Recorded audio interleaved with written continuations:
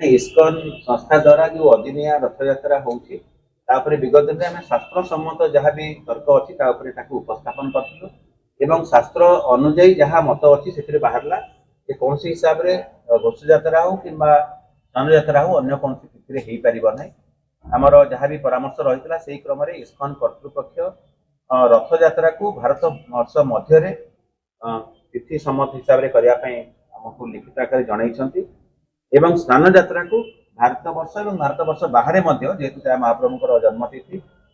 गोटे तिथि करने सम्मति प्रदान कर आमर दृष्टिगोचर होउछि जे रथ यात्रा से अदिनिया एवं भी भारत बाहर करें श्रीमंदिर परिचालना कमिटी तरफ परामर्श देचु अनुरोध करूँ शास्त्र सम्मत हिसाब से नीति भाव में करने तेणु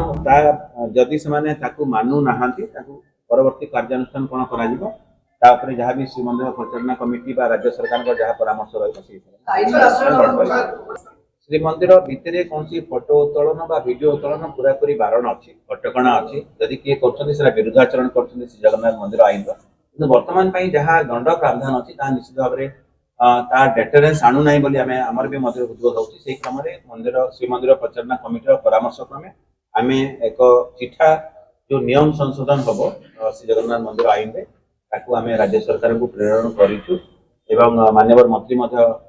जानवर घोषणा कर खूब शीघ्र तार संशोधन आम चिठा प्रस्ताव जो देचु आम चारोटी बिंदु कौन फोटो उत्तोलन करेंगे ना वीडियो उत्तोलन करेंगे ना कौन सोशल मीडिया रे कौन हिसाब से श्रीमंदिर गरिमा को क्षुण्ण कला भाया कौन जिनस करेंगे ना प्रस्ताव रखीचु जेहेतु एक नियमगत प्रक्रिया मुझे हम कौन कहना ठीक प्रति वर्ष परी महाप्रभु रथ निर्माण रे जो फासी काठ दाता दात्री मैंने अच्छा आज आम संबर्धना सभा आयोजन करते गजपति महाराज सानिध्य एवं से गत 2025 घोष यात्रा जो मैंने फासी काठ दाना करते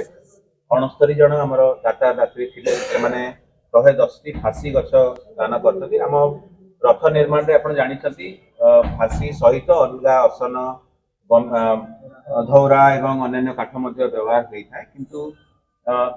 विरल फासी काठ होची सबठारु बड़ अंश कारण से आमर चकर तुम्ब हो पई हो कि अर इत्यादि विशेषकर तुम्ब एवं पईरे जो फासी काठ व्यवहार होता है तेणु संप्रति जो फासी काठ सरकारी कि वनखंड जमी रे विशेष भाव में उपलब्ध होना तेणु आम विगत दिन मानक समस्त को स्वेच्छा काठ फासी काठ दान करने समस्त को आह्वान देचु एवं से क्रम अनेक भक्त से सामिल होती सूचना देली 2025 रथ यात्रा नयागढ़ घुमुसर दक्षिण बरगढ़ ढेंकानाल आठगढ़ एवं सिटी डिविजन कटक ये 6टी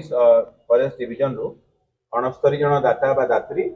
110 फासी काठ स्वेच्छा रथ निर्माण दान कर समस्त को आम आज संबर्धना करते एवं निर्माण कार्य जमी सुरुखुर आगामी दिन में चलो आज गजपति महाराज आह्वान करमर जो जगन्नाथ श्री जगन्नाथ वन प्रकल्प चलता से जगन्नाथ वन प्रकल्प ही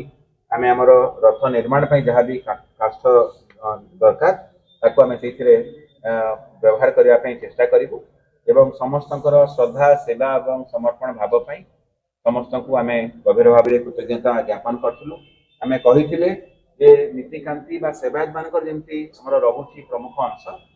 जो मैंने फासी काठ एवं अन्य रथ निर्माण काष्ठ प्रदान कर गोटे नीरव सेवा रोचे से कृतज्ञता ज्ञापन करूँ एवं यही प्रक्रिया समस्त सामिल समस्त आमको से विषय किसी कहना चाहूनी आम जहाँ सूचना अच्छी गजपति महाराज प्रधानमंत्री माननीय प्रधानमंत्री कार्यालय ये संबंध में अवगत कर जहाँ भी नियमगत प्रक्रिया रहिबो श्रीमंदिर परिचालना कमिटी बैठक जहाँ निष्कर्ष रहा परामर्श रहा से अनुसार